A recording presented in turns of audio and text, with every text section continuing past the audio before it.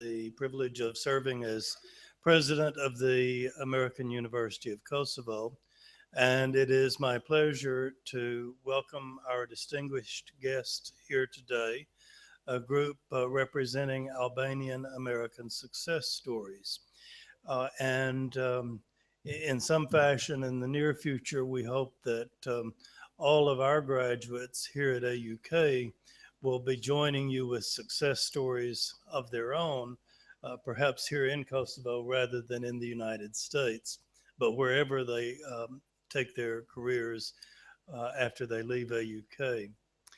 Uh, for the benefit of our guest, I would like to tell you a little bit about the American University of Kosovo and how it came to be. After the Troubles, there was initial funding from the government in exile and through work of some American and diplomats, some local Kosovars, and others. The American University of Kosovo was established in a house in another part of the city. Later on, through the benefit of a generous gift from Budget Pacholi, this building was renovated and the university moved to this location. We now have about 550 students, approximately 20 full-time faculty members, and somewhere along the same number of part-time faculty members.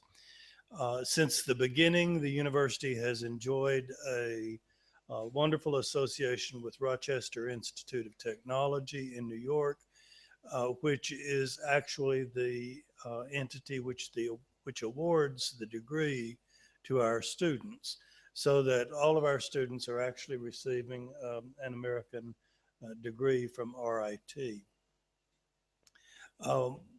We have our challenges as an institution here in Kosovo.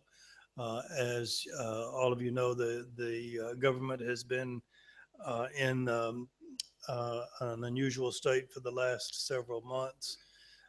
The economy has not been doing as well as all of us would hope. But in the midst of all these challenges, we're very pleased and proud of the success that the American University of Kosovo has had, and even more than that, of the success that our graduates have had in professional life here in Kosovo, in acceptance to outstanding graduate programs, and in other fields.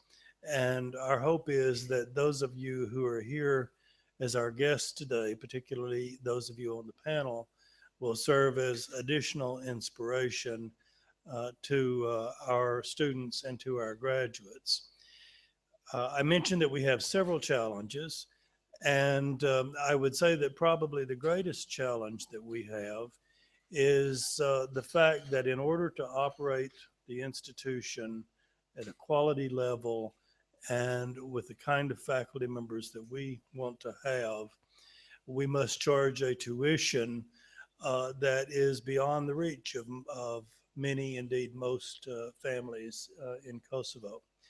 And I say that as a prelude to a plug for the university, that you as Albanian American success stories, I hope will take an interest in our institution, in what we're trying to do for the country and for the people of this country. Our scholarship program is the most important aspect of our being able to invite people to this campus, not necessarily without regard to their means, but with some assistance, so that those families who otherwise might not be able to afford AUK can afford to send their children to this institution, which we think is the very finest academic institution in Kosovo and in the region as well. So I encourage you to look at our website and see ways that you as Albanian Americans who have had great success could contribute to our success here at the university through support of our scholarship program. And with that, I'm going to turn it over to the panel to introduce the discussion and to interact with our students, faculty, and staff. Thank you.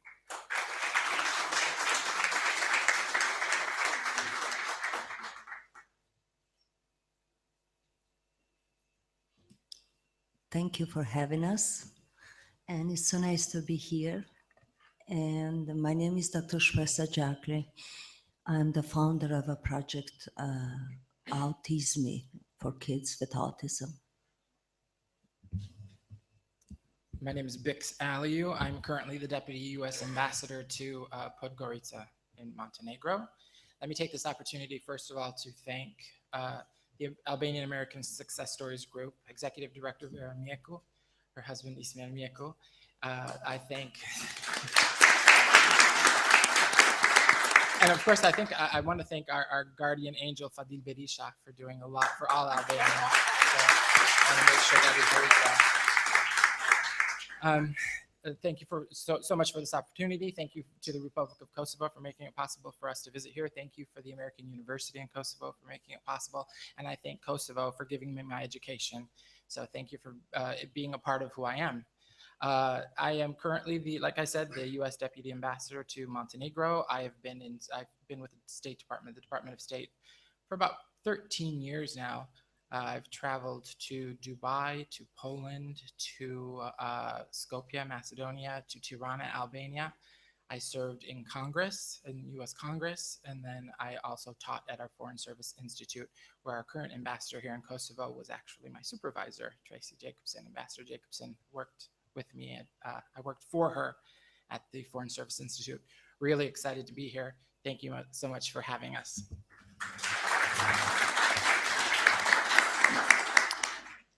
Hello, everybody. My name is Gazman Jumbala. I also would like to thank the American University for hosting us, and being the son of two math professors, education is really dear to my heart. So it's a pleasure to hear, and all the contributions that you have done to Kosovo's youth and giving people the education that they deserve is just awesome. It makes me really happy, and I'm sure my dad would love that I'm saying this. I am the Director of Research and Development for Bloomberg. As much as we had a similar panel with ICK yesterday, I told them the same thing, and I'm going to say it here too. As much as I'm honored to be a guest and grateful for being here, the real reward is really being in front of you guys, and I'm looking forward to a lively discussion, and hopefully we can create something awesome here together. Thank you. Good morning. Thanks to all. Thanks to the American University of Kosovo for having us here. I'm a math professor, and I'm glad to be in the company of a lot of students. It's sort of my passion. I've been doing it for a few years, like maybe 50. So this is where I belong. And besides that, I'm an Albanian American, born in America, however, with Albanian parents. And I'll get right to the point, I have a project center, I being my institution, Worcester Polytechnic Institute, sort of a rival of RIT. We have a project center in Tirana, where I started it last year, and we send students from America to Tirana to work on projects with agencies. I'll be glad to talk about that a little bit. Last year we had 3 projects with 12 students. This year we have 4 projects with 15 students, and next year we're planning 6 projects with 24 students, and we're going to continue in that way.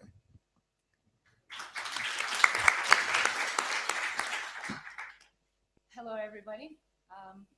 Is it on? Okay. Hi, everybody. I want to, if I can ask everyone for a round of applause for all the students in this room here, because you are wonderful and we're all very proud of you. My name is Etrita Ibroci. I'm Albanian from Ulqin, Montenegro. Been in the US for 24 years, educated in the US. I'm kind of representing finance here because I've been in banking for 14 years, Swiss bank. Now I'm with a French and Italian bank. I'm also a founder of an organization in the US that I'm very passionate about. It's called APAN, Albanian Professionals and Entrepreneurs Network, and a couple of APANers are right here. So it's a very project that is very dear to me. What we do with this organization is we create a platform to bring Albanian professionals together. We don't save lives, we don't, raise millions of dollars, but we create this platform to bring professionals together. We get to know each other, we get to appreciate each other, and to help each other. So I'm very happy to be here. Good morning. My name is Giorgio Collage. Very happy to be here. I'm very humbled to be a part of this panel here, of course. I'm the simpleton in the group. So I'm the son of two farmers from Kosovo who never had a chance to go to school, ever. So I'm college educated. I have degrees in electrical engineering and computer science and business. I'm very happy to be in a university setting. I believe in education. My background outside of the engineering realm, I spent a few years in the high-tech industry.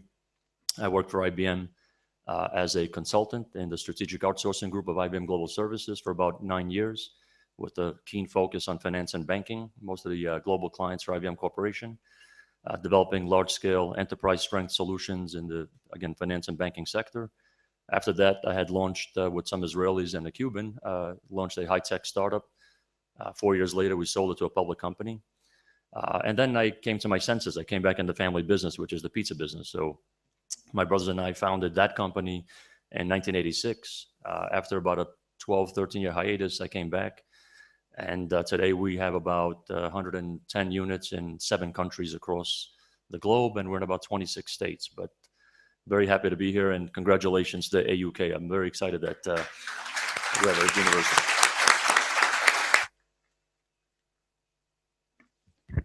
Good afternoon, everyone. I just want to thank again our distinguished guests for honoring us with their presence. Now we're going to start with a Q&A session, the discussion part. So everyone who has a question can raise their hand.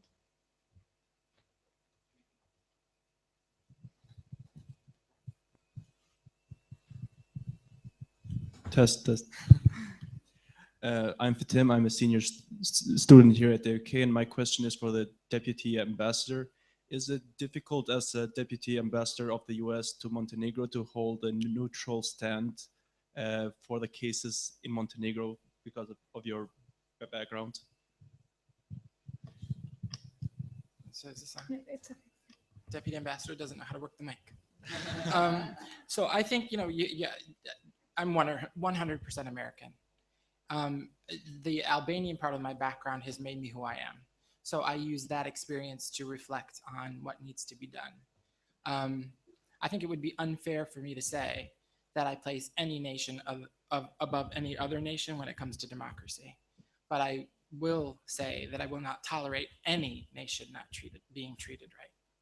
So if that gives the certain populace that at that time is not being treated as we, as the United States government, see that they should be treated, a priority, then obviously I'll fight for that nation.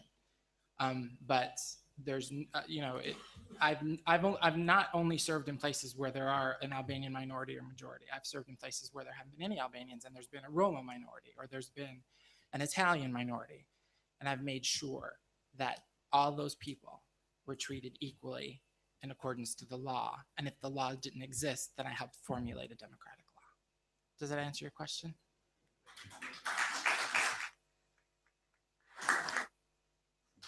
Do we have another question? Okay. Hi, everyone. I'm Agnesa. I'm a junior here. My question to you is, what are those 3 pieces of advice that you would give to students that want to become entrepreneurs?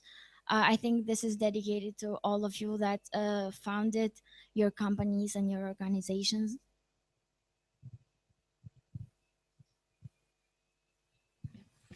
That's a good question. I think if I understood the question, the characteristics of an entrepreneur, which perhaps is also the advice, and I'm a little bit old-fashioned, so I'm going to say hard work. There's no substitute for hard work. I think, and maybe this is a biased opinion as an American, but people tend not so much to feel entitled, but I think they look for that silver bullet, that simple path. I've never found one. I don't think that there is one. I think I would also be bored if there was one. So hard work, certainly. I think also a creative mind. I think we as human beings were created by God to be very creative people, more than even intelligence or knowledge. And I refer to the Albert Einstein's quote of imagination is greater than knowledge. So I think creative people tend to be also entrepreneurial, and also entrepreneurial people tend to be creative. I think innately we as human beings have a propensity to be, to want to be creative. And I think that's another current. I would say thirdly, resourceful. Especially we as Albanians have a tendency, and I think it's a good thing, to find creative ways to be resourceful and to create success. And we have a knack of finding things, finding ways to do things which maybe others won't readily find themselves doing. So I think those are three things that I would recommend.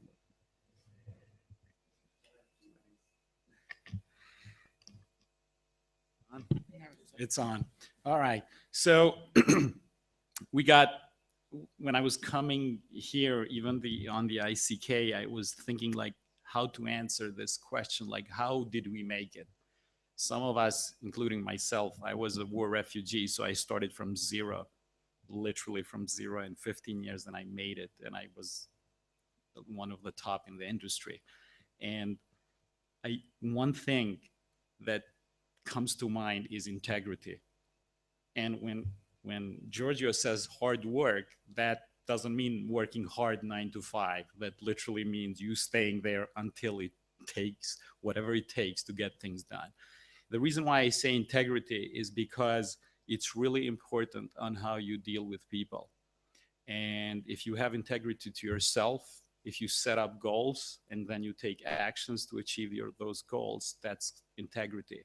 If you just have ideas for business and you do not take any actions to get and achieve those ideas, that's called daydreaming. And those are just losers. Nothing happens.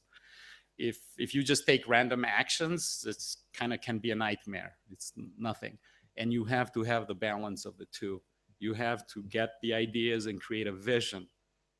And once you do that, you'd be surprised by how clear it becomes which actions do you have to take. And it can be anything in the world. You can imagine how years and years ago, a little girl, Gonja Boyajiu, for Americans who are in the room, that's the real name of Mother Teresa. And she changed the world. And now we look at her as a saint, right? She was just like us. And she didn't say, I'm going to change the world. She said, I'm going to help people, and I'm going to give everything that I can to help those people. Now that's called integrity. And she did it day in and day out, and day in and day out, and day in and day out, and day in and day out, and never gave up. And then people started noticing. And at some point, the world started noticing. And today we can be proud of her. What I'm trying to say, if you have a vision and you have the persistence of those actions, you will achieve anything that you want. I have something to add to that. You probably had a planning or a goals or things, but life may serve you something unpredictable that it may change your course of life. And that is where passion comes. Other than planning, other than working like we all do one way or other, for me, it was my passion. For me, it was my world, my son, autism, that if it wasn't for him, if it wasn't love for him, love for children, coming out of Kosovo, educated, raised in here, I wouldn't be sitting in here. Meaning my life started as a medical doctor. My life started with my profession that I was already, I chose myself. But then life serves you different stories. And then you take a cues. I didn't know what I will do in here. I had no plan. Didn't even know what am I going to do in here. Started driving and searching for the kids with autism. Where are they? What kind of school? Where are the parents? Being a parent of a child with autism, started something that I didn't know where am I going. I just know that I want to help. So sometimes all the planning and all the things, it changed the course of life. But the value is just persistence and stubbornness. You want to do something, just never give up. Thank you.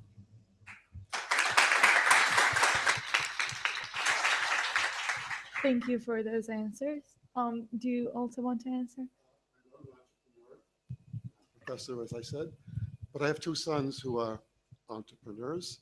And I think one thing that I didn't hear was be prepared to take big risks, but also be prepared for failures and build upon those failures. You learn a lot from making mistakes. That's all I need to add. Thank you very much. Now we would like to have someone else ask a question. Okay, Jumbat. Hello, my name is Lumbar Zagroja. First of all, I'm very proud of you somehow. I don't know, I'm really proud to have something in common with such remarkable people. I want to thank my university for being able to put this together and give me the chance to talk to a group of people such as yourself. I work for an accounting company in Kosovo, and we've been trying to establish some connection with American firms or American firms that are owned by Albanian people.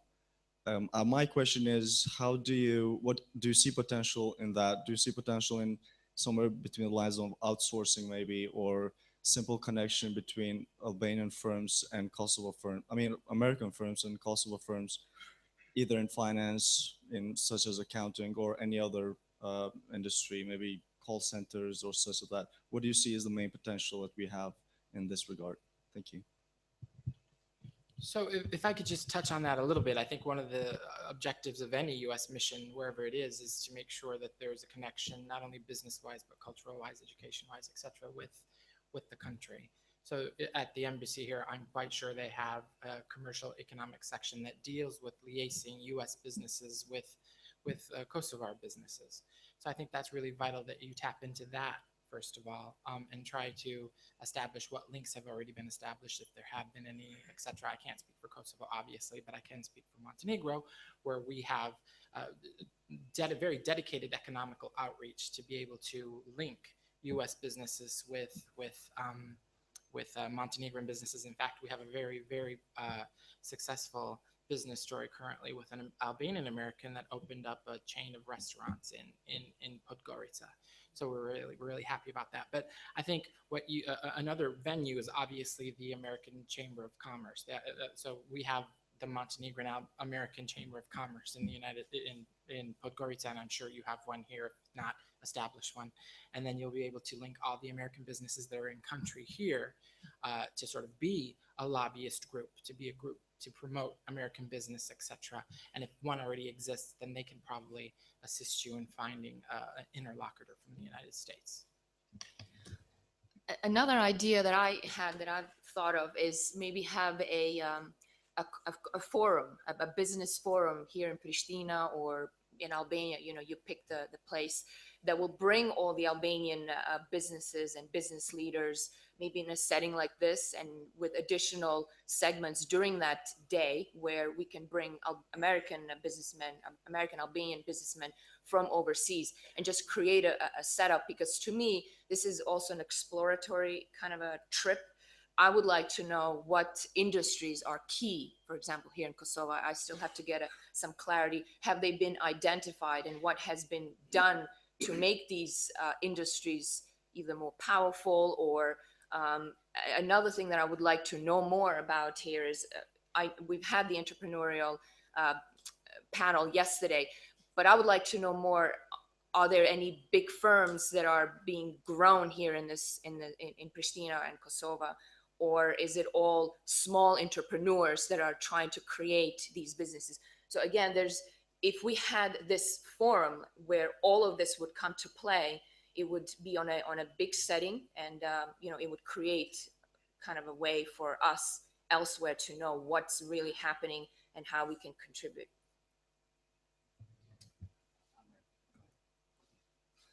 Just to add there, I want to also rehash what the deputy ambassador said about the trade office and the commercial offices of different countries. And I just want to say that I've taken advantage of that in the U.S. So we're expanding now in 7 countries. I'm heading to Dubai from here, but that mission was made possible by the U.S. trade office's presence in the foreign markets. I would encourage everyone to take advantage of that. That's certainly one route. ITRITA is very humble, but the APEN organization in the U.S. Is a very successful organization. I think its mission is very noble in creating really a platform and exchange for this next generation of Albanians, even in America. But perhaps there should be something like this here in Kosovo. I don't think it's too early to have that. And I'm sure everyone on this panel and many, many, many other wonderful, successful, intelligent Albanians, even overseas, would be interested in taking part in that, of course. But I also would like to say there are companies that are doing this. And sitting right in front of you is Labinat Betice, who's got a wonderful company called Collaborate. And he deserves to be on this panel more than I do. But Labinot is a very successful technology entrepreneur who has a wonderful story. But he's also not just has a wonderful story, but he has done a noble thing, which none of us here on this panel have done, perhaps, except for Dr. Jacques there. But brought back to Kosovo, and not just taken from her, but has brought back his business, his entrepreneurial spirit, and is very successful in launching a business right here in Kosovo. But there should be a very healthy dialogue.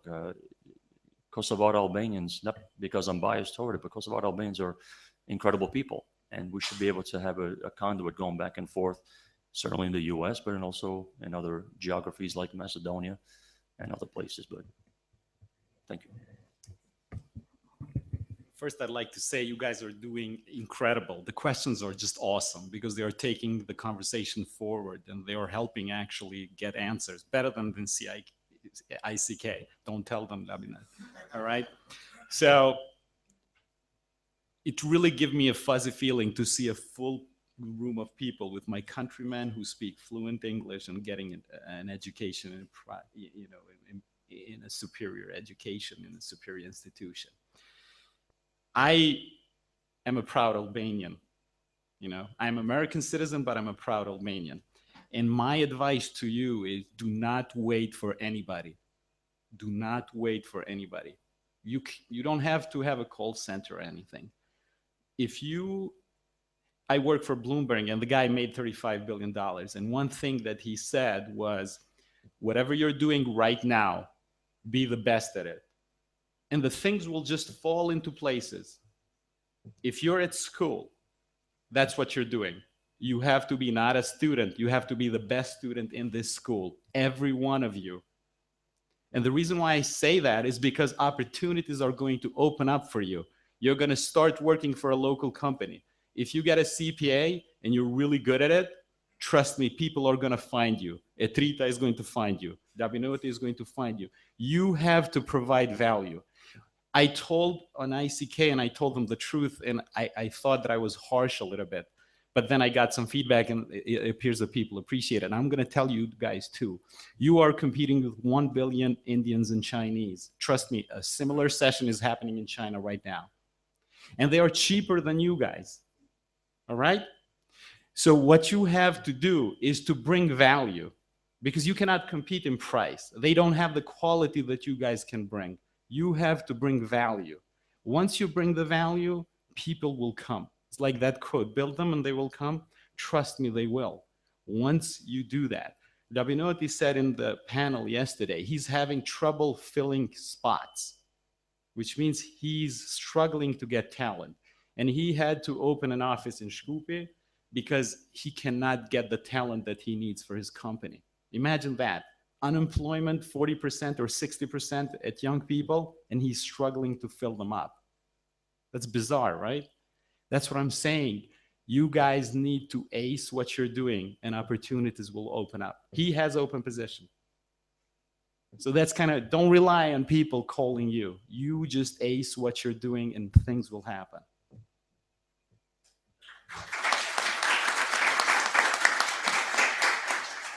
Now we have a question over there.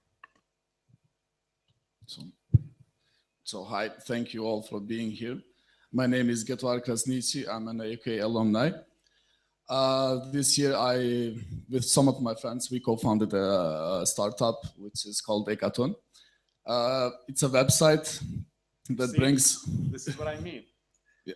You see, he didn't have to wait for anybody. He finished and he started a business. Yeah. And now he probably feeds a couple of families. That's more patriotic, as far as I'm concerned, than any politician in Kosovo. You know? Well, that's the way I'm we're sorry going. for interrupting you. It's okay. It's okay. So it's a website platform that brings the small farmers and buyers together. So it's kind of a showcase of homemade products from small farmers from small villages in Kosovo. My question is to Professor Christopher. Last week I was in Tirana and I happened to meet two of your students who were doing research on honey, so on how to make some products on honey. And we have already made contacts so that the research that they do, we can use it in Kosovo. So my question is, are you going to bring some students to Kosovo and do some research, let's say, regarding agriculture and stuff? Thank you very much. That's quite a coincidence, isn't it? Kosovo's on my list, but I have to get established in Albania first. I mean, that's what we've started already. So I want to get that program up and running without depending upon me at some point. So next year I'm going to have two, we call them advisors, faculty advisors, who will replace me, and then I'm free to look elsewhere, okay? So that's the plan, inshallah. But the honey project is one of 4 projects we have going on this year. I should explain a little bit about this, a little background. I won't take too much time on it. But my institution, WPI, has a requirement that students in their 3rd year do a project that relates technology to society in some way. In their 4th year, they do a major project and that focuses on their expertise. But this one is pretty wide open. As in the 3rd year, it's pretty wide open as to what it can be. We want engineers who think responsibly about what they're doing. How does it affect people? Okay, so we've been doing this for over 30 years, and we have project centers in 40 countries around the world. And I said, why not Albania? So we started it last year. I'll just mention a few of the projects. The bee project I'll start with. It started out because everyone knows there's a severe problem with bees. And I said, we ought to look into this and see how it's being affected, how it's happening in the Balkans with bees. I learned a lot in the process. I was not a bee expert. And I do learn from these projects myself, but I only advise them and guide them. But again, I can't be an expert on every project. So we've learned that bees in Albania are not doing so badly. There's a special kind of bee. I won't get into the technicalities. But so the project focused on something else. What about the bee products, and how can the rural or the individual or hobby beekeeper profit from these other products besides honey? So they looked at propolis, which you may or may not know is a product from bees, a sort of like glue that they use to seal their hives. But it's very useful in medicine, apparently. There have been studies. It's useful for diabetes, all kinds of things. And if the farmers can market that, if they can save the propolis rather than just throw it away as they have been doing, then they can get much more money than they can from, a greater profit than they can from just the honey. So, our students who happen to have chemical engineering backgrounds on that project have actually been doing lab tests at the Agricultural University in Tirana, testing how to get the most out of this propolis, either dissolving it in alcohol, or ethanol, or raki, finding out how the farmers can save this product. Also, they're looking into wax for candles and besides the honey. So the idea is to have these these farmers, they're not all farmers, some are just hobby beekeepers even in Tirana, how can they profit more from the production of their hives? Okay, so that's one project. I won't list them all, but I will mention at least one other. The question came up about, business in Kosovo, and I think you have to think about new technologies and take advantage of them. So it became clear to me after last year's projects that there wasn't much going on in robotics in Tirana. So we have a robotics program introducing robotics to the high schools. And we're just starting with one high school, Harry Fultz High School, which happens to be a private high school. It started by Harry Fultz, 1930s, the American Red Cross, and later changed the name because nothing could be associated with America for a while. But now it's back to Harry Fultz. Anyway, I have 4 students who happen to be majoring in robotics, and they are mentoring 24 students at Harry Fultz. They have formed 6 teams of 4 students each, and these students are actually producing robots. There were challenges, funds, where do you get the parts, that sort of thing. But some of our students brought parts, and so they're making rather miniature robots, but very functional miniature robots with different characteristics. The idea is to give students hands-on experience. This is what I hear all over Albania and perhaps in Kosovo, that they get a lot of theory, but they don't get hands-on experience. So we're giving them that, we're introducing it. Hopefully it'll be a program that will grow there and spread. So with new technologies, I think there are opportunities, and you've got to think about these, introducing them here. Okay. Those are 2 projects. We have a whole bunch of others, but I don't want to monopolize the conversation.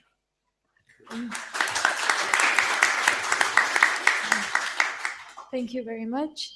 Now we would like to receive an answer from. Hello to everyone. My name is Ariano Roshi, and I'm a student of AUK, second year standing.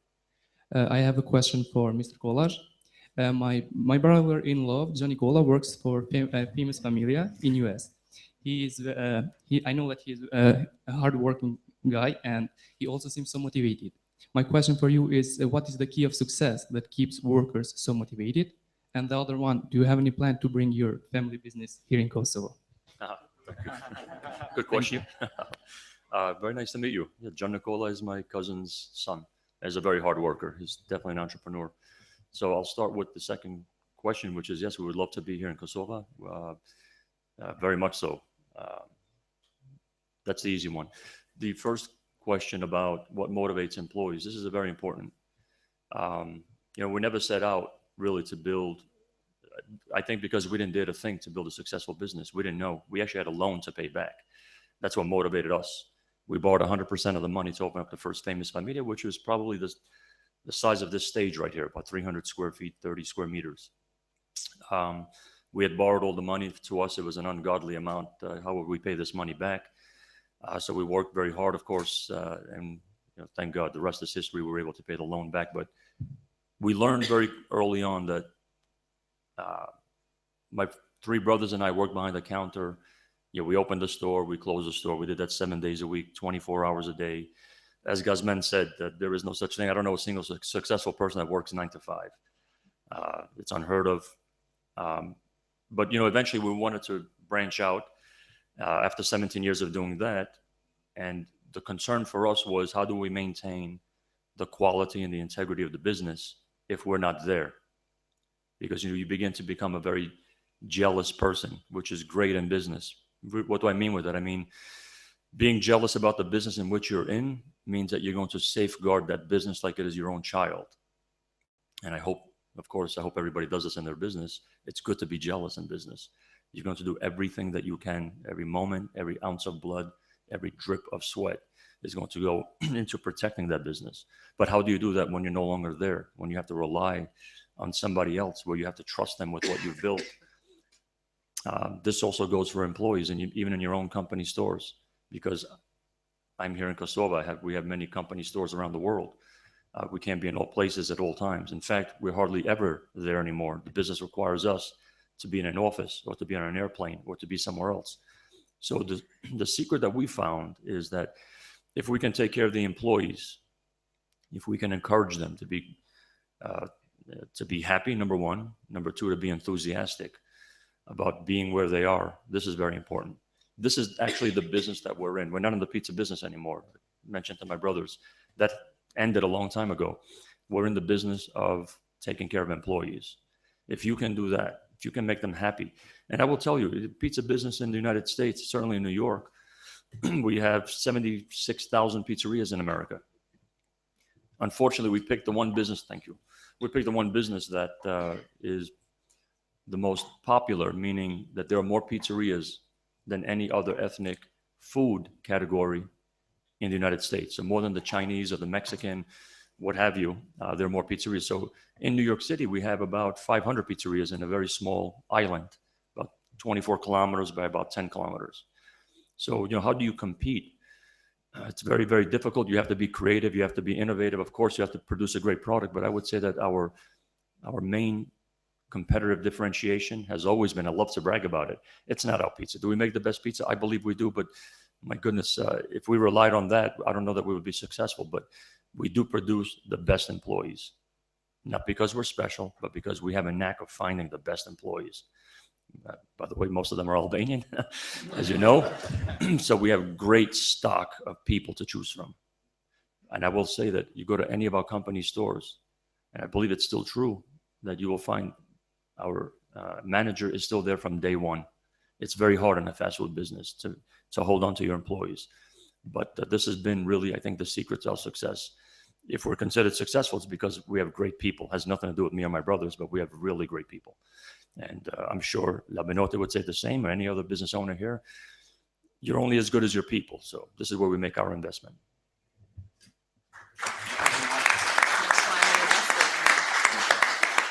And that's why I'm also an investor in Famous Family. Do we have another question?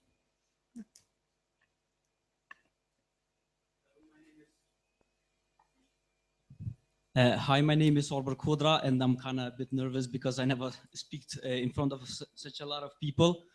But I see it's an American success story, and I want to tell a story about myself. I opened a company, and we are working on a phone application. And I think we Kosovars have a lot of potential and a lot of intelligent people around here. But I see it in my business that we students, we smart students here, we don't have kind of the support. I'm that kind of guy that works 24/7 to make something global. I want to be a Kosovo success story, global. But I kind of don't find any kind of support from government or anything. I have like 5 friends that we work together, but we kind of have not the right computers or the right timing or the finances to succeed our idea. We believe in our idea that it can be global, but we kind of don't have that kind of opportunities like people in America that they can work and they can get big and whatever. It's kind of difficult for us students to make it global, something global from Kosovo, because we don't have no support. I tried it everywhere, but it doesn't happen. Nobody helps me. And I have a very big idea, and I have it on paper, and they can see it and they can watch it, but nobody's helping me. You see, and sometimes you get just tired. You work 24/7, you don't have no money, no nothing, no good computer, but you have this genial idea, but nobody's helping you. I don't know if somebody can give me an answer how to fix that. My position. Okay, I'm not in professional. I don't know what you start in or you want to start a business. I'm saying from my point of me, I have done it here. Coming from US, I have done it in here. I wanted to give something back, and I had no idea how, where, when, no support, not knowing a damn thing. 5 years after, there are 5 centers in Kosovo. How? I didn't know. I'm talking about autism. I'm talking about stigma. It's like who, excuse me my language, who the hell are you? You must be either arrogant or prepotent that you came from US to offer something that it was stigma of the parents having a child with special need, not to mention. It was very hard, but again, I started probably approach the problem out of being a parent, out of being a mom, out of being myself and saying, you need to come out. My days were 10, 12 hours, not knowing the roads, not knowing the Kosovo, where to drive, where to go, where are the schools, and not even having hopes that any ministry, institution, or any person is going to help me in anything. And even when I reach out to them, they were saying, oh, you're doing a good thing, you know, go ahead, but we have no budget. My first step was to gather parents. My first step was to find the children where they are, all over. Meaning I sat in a car and I drove myself, not knowing where. I'm not getting into detail how I got, but I'm saying one thing to you. If you're passionate, if you love what you do, believe me, you're gonna find a way. You're gonna fail, and you're gonna fail again. And whatever you do, how to say, the passion is success. Ignorance halfway through, but you're gonna win in the end. Thank you very much for the answer. I have something to add to it. It's really so inspiring to get real problems and real questions. You guys are just doing awesome. So I totally get what Teresa is saying. You know, she basically was persistent and tried to do. And you and I can come up with an idea right now. Does AUK have a marketing department? They do, right? It looks like you have a technical problem that you have solved and you're having a challenge on how to market. Maybe you should talk to a couple of your friends and say, how do we do this? Because what I'm trying to sell, and I told the other guy, is like, try to be self-sustaining. Don't tie your fate to a government organization, to diaspora, to anybody. It's you who can make a change and succeed. And by the way, nobody owes you anything. So it's not like they are going to feel bad. I definitely appreciate the honesty, but be creative. Like, reach out to people who are getting a master's in business administration. Say, hey, do you want to put to test that knowledge that you just gained? This is what I'm offering you. Let's do it. Nobody can do it on their own. And it takes a special kind of person, because sometimes you get a good engineer, doesn't have the people skills, and then they have a challenge to prepare the business planning and have a challenge to raise funds and all of that. And it's okay. That was an awesome answer that Giorgio said. Every business is actually not the product, is developing those people, in particular at the knowledge work. Like, imagine if you built your software and a couple of your guys and they decide to leave. It's tremendous loss of capital, of intellectual capital. So you have the power to make that change. Reach out to people, be creative. Yes, you're going to have to give up a little bit ownership. They're going to have to make some money too. But so what? If you don't do it, you're going to be zero. This way you share a little bit and you can grow. And like I said, once you start getting there, people will notice.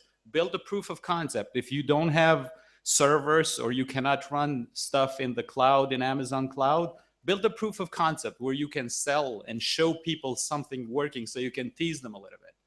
But it's okay to share the responsibility on pitching ideas to other people if you're struggling. Does that make sense?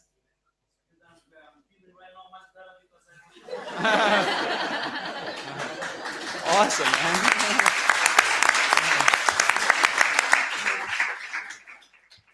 Now Gatwar has a question. Hello, everyone.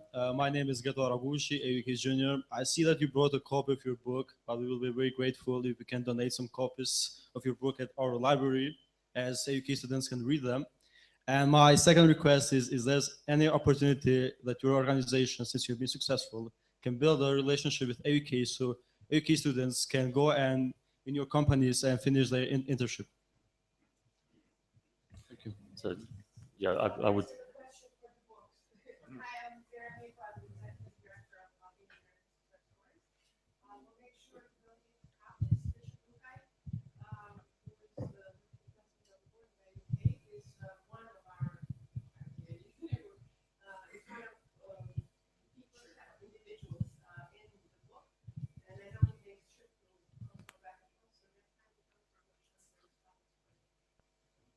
As a matter of fact, we got some copies left, so make sure you can.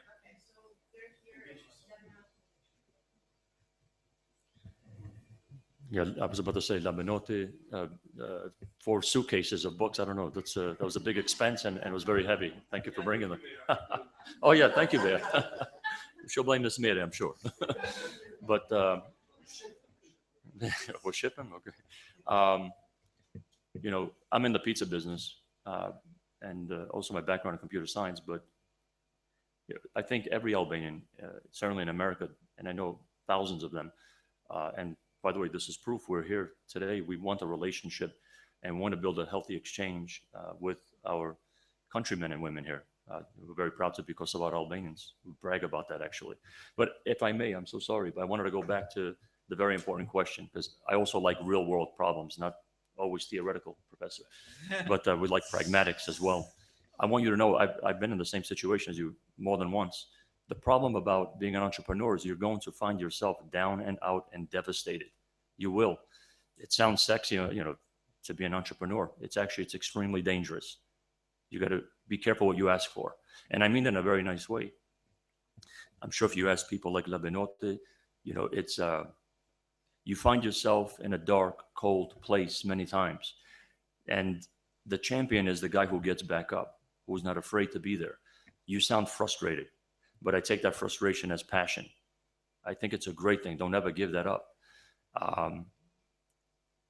If you're going to rely on other people, certainly government, and I'm saying this as an American, you're going to be disappointed. I promise you, you will be disappointed.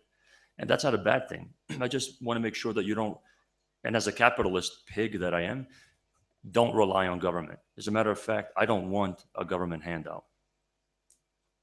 I think the bigger a government gets, the less freedom you're going to have. And that was said by Ronald Reagan, and I believe in him. I believe in what he said there. If you have a great product or a service, number one, Sprez is absolutely right. You got to believe in it. If you don't have passion for something, stop doing it.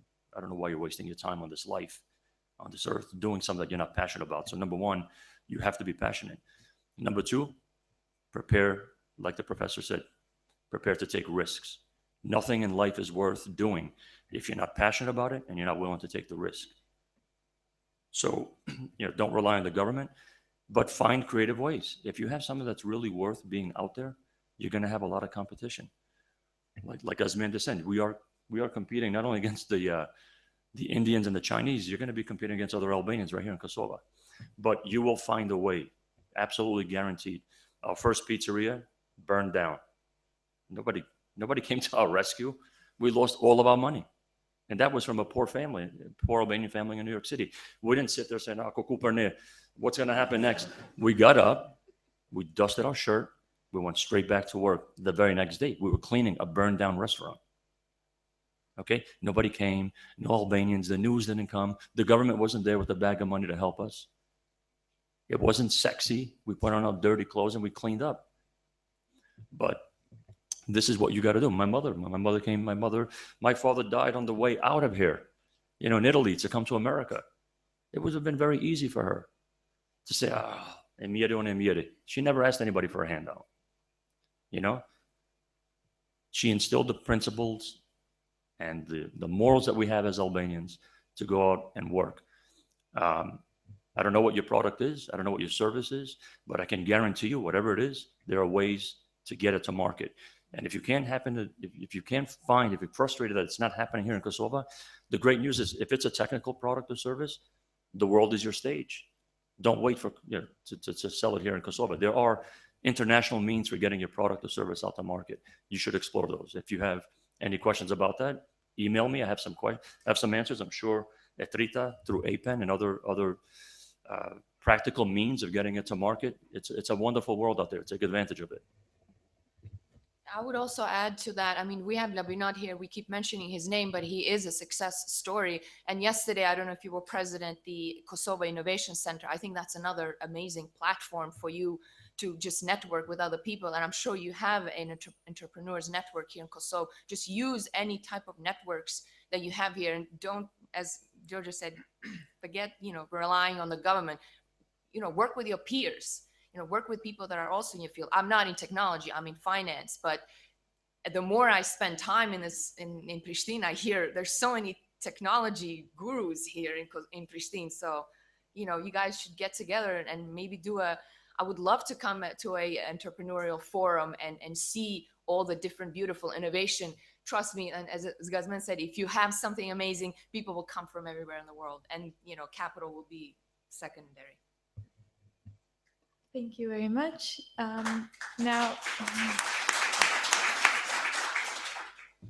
do we have any more questions?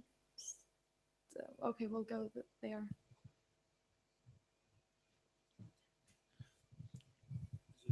Okay. Thank you for being here. First of all, it's very great to be in front of you and being able to ask you these questions. My name is Fis, and I'm a postgraduate student at State University, Public. And at the same time, I'm a financial consultant, and I have this idea of providing a hot air balloon service. Not the one manufacturing, but the one with providing the services to travel for like entertainment.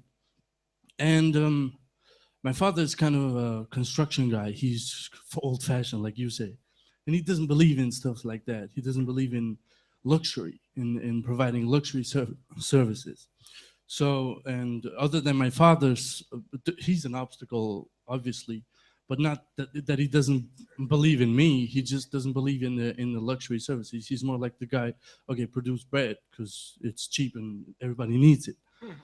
And other than my father, there's regulations, airspace regulations, the government, there's licenses, piloting licenses, and other stuff. But I believe in luxury services and entertainment services like not only hot air ballooning, but also adrenaline sports that we don't have here, like paragliding, stuff like that. There are associations that do that, but nothing for the random citizens to enjoy those feelings. So failure. I've failed to bring my message to people that are obviously old-fashioned. And my question to you guys is probably to you, Mr. Kolay, more specifically, how do you get past those obstacles? How do you get people to convince that, hey, times have changed. The whole world is enjoying stuff like this. Like in Turkey, there's this place where you can see those hot air balloons, like hundreds of them. And there's not only, because I come from Southern Kosovo prison, and there's beautiful landscape to see when you're in a hot air balloon or something. But not only prison, why not Pristina or some other stuff? And at the same time provide advertisement on the balloon itself. So there's a lot of opportunities I see in that. So how do you get past those concrete obstacles, like people that don't believe in stuff like that, and regulations and just failure in general? Thank you. That's a good point. Thank you for the question. First of all, God bless your father. We do need bread. We need people like that, 100%. Not everybody should be an entrepreneur, I guess. But first of all, I like your spirit. I like the fact that you're looking to do something that's completely obtuse to the rest of the world, and especially right here, because we do need to wake up. Everybody around the world needs to wake up, and certainly here in Kosovo too. I think that's a great business, actually, because flying in yesterday morning, I was happy to have a seat by the window. This is absolutely beautiful. God made Kosovo beautiful, and it is a shame, actually. I didn't think about it, but there could be a whole area of tourism here. There could be agro-tourism because it's a beautiful piece of land. We don't have this everywhere in the world. We're very blessed in Kosovo to have this kind of physical beauty. There are people around the world that will come travel here. I think of Americans, I think of Russians, I think of South Americans, I think of Israelis and Germans, people that would rush to a place like this. I see pictures, and Fadide has done an unbelievable job in bringing the beauty of Kosovo and Albania and other places to life. Yeah. not just in the physical beauty of the people, the Albanian people, but also of the land, the earth itself. I think this is a great business, actually. Hot air balloons. There is absolutely a market for luxury brands. Karl Lagerfeld said it best. He goes, I like things either cheap or expensive. There's a market for everything. Absolutely especially on the extremes. And don't market to, if you're marketing luxury items, you got to know who your market is. You don't market to my mom. She won't buy it. But, market to me or your dad. Exactly. I'll come and eat the bread from your dad, but you got to know who your audience is. But if I were you, you got to market to the luxury consumer, market to those specific magazines. I'm not sure if we have them here in Kosovo, but don't restrict yourself to here. Send the message outbound. I would market to travel agencies. They're the ones, like when I want to go take a trip with my little daughter, I'm going to go to travel agencies. Hey, I want to do something different. Maybe it's a cruise or something. They have to be aware of what it is that you want to create. Now, as far as the regulations, rules were made to be broken. And I can promise you, that if you go to the local municipal leaders and you have a strong, great business plan, what municipal leader is not going to want to highlight Kosovo and want to bring tourists to come here? Because it's going to generate tourism, it's going to generate revenue, it's going to generate taxes, and also it's going to elevate the beautiful country that we are here. But I don't see that as an obstacle. The obstacle of your father, if you want to call him an obstacle, I think it's encouraging. Actually, sometimes the most difficult people to convince are going to be those that love you the most. And I wouldn't take that as negative. Number one, your dad loves you, of course, and he wants to protect you. This is his job on earth. But I would take that as an encouragement. And if you can win your dad over at the end, or your mom, I think this is really incredible. But I would look at that as fuel, because you want to prove it to him that you can do it. Yeah.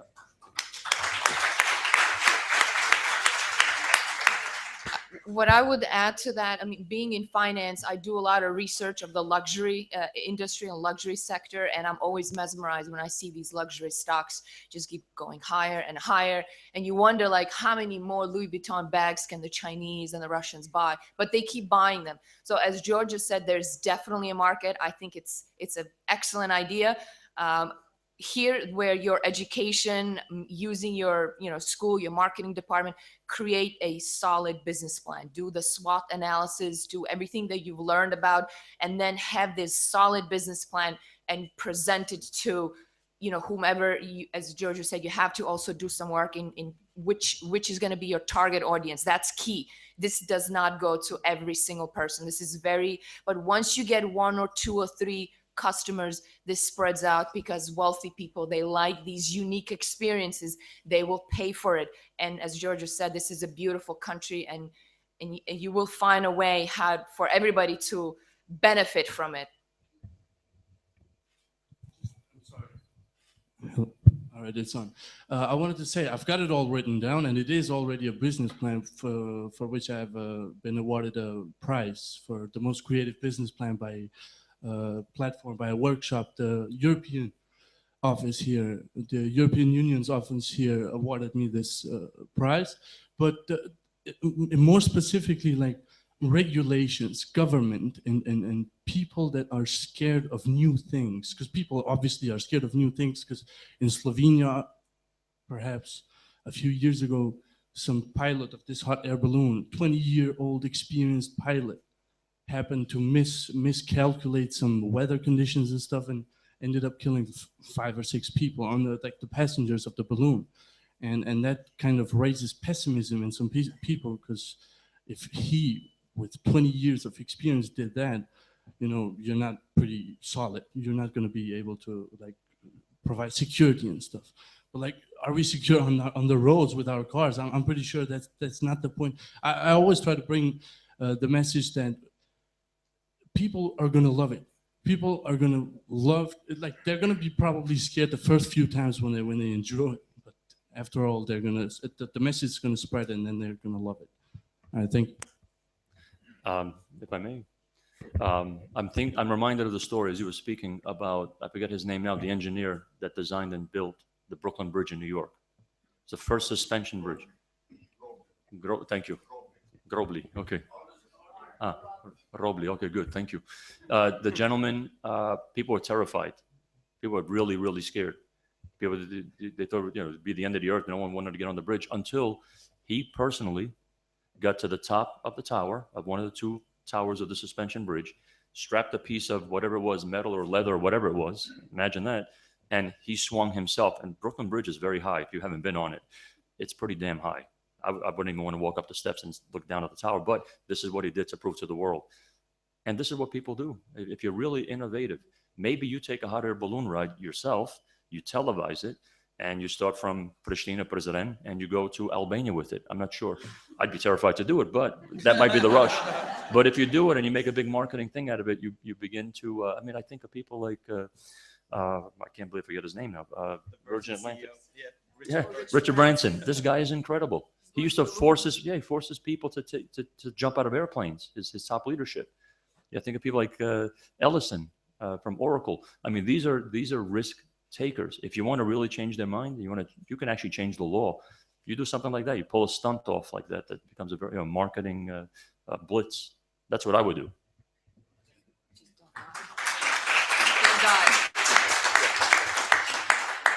There was a question right there. We don't have any more time for it. One more question. One more. He can do it. Okay. One more. He's so excited. Hi everyone, my name is Mansur. I'm working with GetOR on this startup Hackathon, and I have been part of some other startups till now. And then I'm hopefully moving to New York next year. Knowing that Kosovo is a post-war country, I believe that it got space for innovation and improvement. So it's kind of maybe easy to be an entrepreneur and start up something new. So related to my case, as I'm thinking to move to US, I want to know how difficult it is to be a startupper in New York or in United States. How difficult it is to be to have or to create innovative ideas. If I could just start really quickly, I'm not here to talk about business, but one of the things that's really important for you to realize is that you need to take your product to where they want it. So I understand you like New York, and New York's the greatest. I'm from Chicago, by the way. But I'm sorry, man.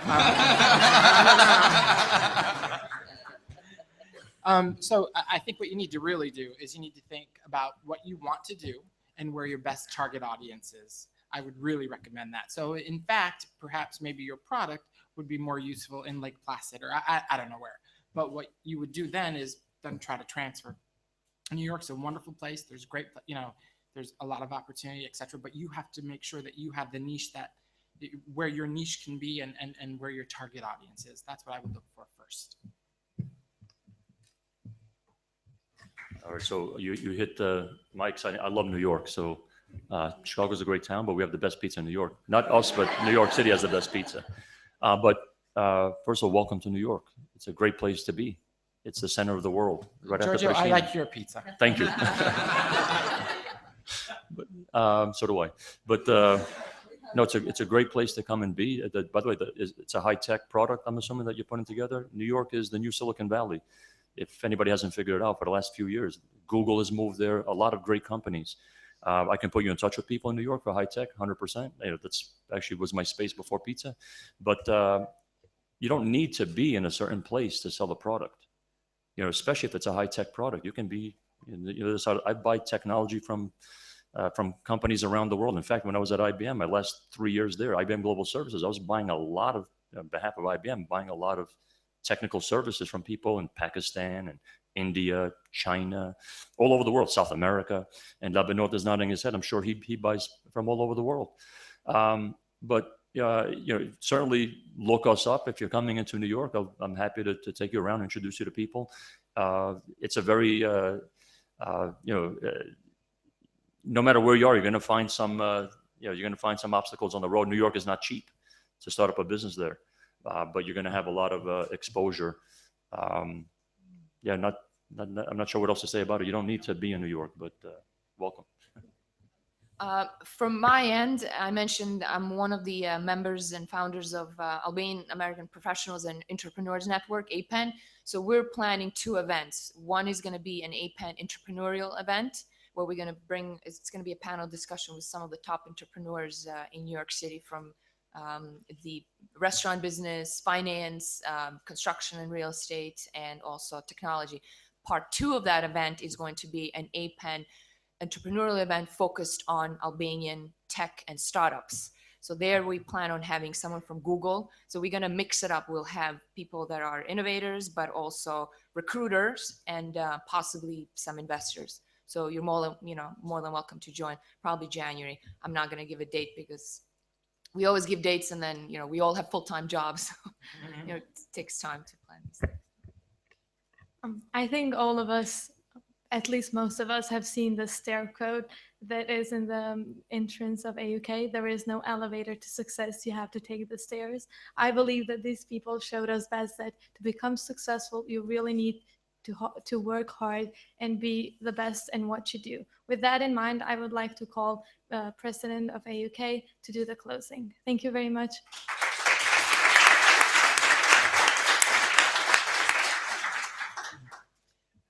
Thanks particularly to our students, but to the panelists and our guests as well for a wonderful, informative, and inspirational morning. I would, in closing, like to turn the question in a bit of a different direction for just one moment, if I may. We've been focusing today on Albanian American success stories. And of course, you as Albanians who have succeeded in the United States have done so in a huge polyglot country where Albanians are a very small minority. You mentioned that most of your workers, or many of your workers, are Albanians, but you could not make your pizza company what it is if you sold only to Albanians. Kosovo, on the other hand, is a very small country, 90% of one ethnic group. And I have to add, we are not an Albanian American university. We're for every ethnic group that happens to be in Kosovo or the region.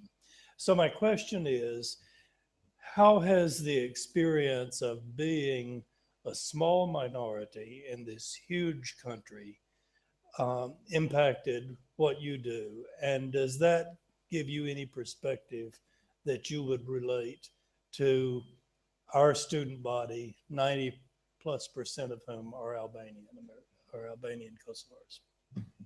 I want to be the first, if I could, to answer that question. And my answer to that question is don't feel like a minority. I think that's what's vital. I think you need to be fully a part and integrated in the society that you live. I think that you need to use every opportunity available to you to be able to succeed. I think you need to, in the beginning, to sort of bring it back to the first question, we talked about perseverance, we talked about hard work, we talked about, there's a lot of integrity, a lot of words came out. But one word that I would add to that is belief in yourself. And I think that was probably one of the things that all of us up here, we were, brought down, tried to do something again, failed again. But finally we did it because one thing, we believed in ourselves, we believed in our moral systems. And I think that's what's important. I think even though you may, the United States of America is a very diverse nation. And there's many, like you said, different ethnicities, and there's a lot of ethnic diversity, et cetera. But I think everybody up here, and what makes the United States very, very special is the fact that the only thing that we all have in common is Americanism, and that's in our passport. And that passport guarantees us everything that everybody else gets in our country. But you need to utilize that. And I think what has to happen is, you said that there are 90 members, 90% Albanians here, 10% whatever other ethnicities. I think all those people need to understand that their allegiance needs to be to this country, or that their allegiance needs to be to this university, or that their allegiance needs to be to whatever groupation that they belong to. In the U.S., that allegiance, I mean, we all are, we all have allegiance to the United States of America. It doesn't matter if you come from New York, or if you come from Chicago. So I think that's what's specific, and I think that's been a part of our success, is not to feel as you are a part of a minority.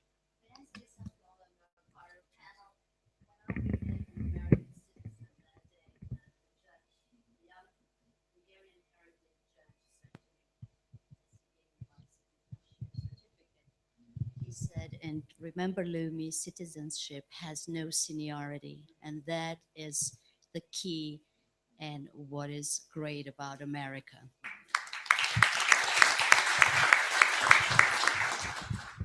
Up to that is that everything is true, but the other thing is that we stick together and we help each other. And I've been naturalized American too. And from the first day to where I am, I've had the role models. I have other ladies, other moms, other families who got close and who helped me to become what I am.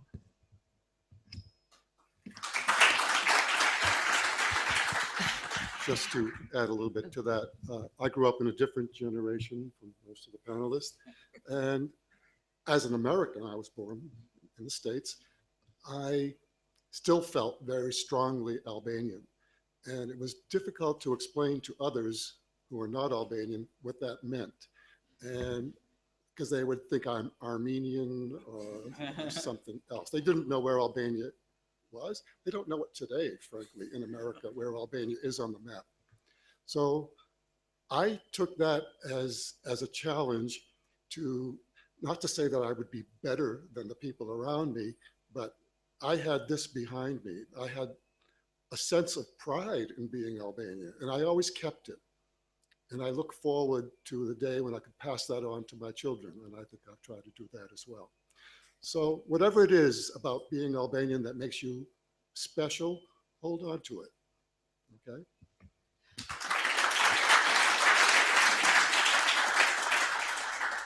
And as you continue your success as Albanian Americans in the United States, I hope you will remember the American University of Kosovo as we try to educate young Kosovars and give them the kind of opportunities here that you've been fortunate to develop in the United States. Thank you.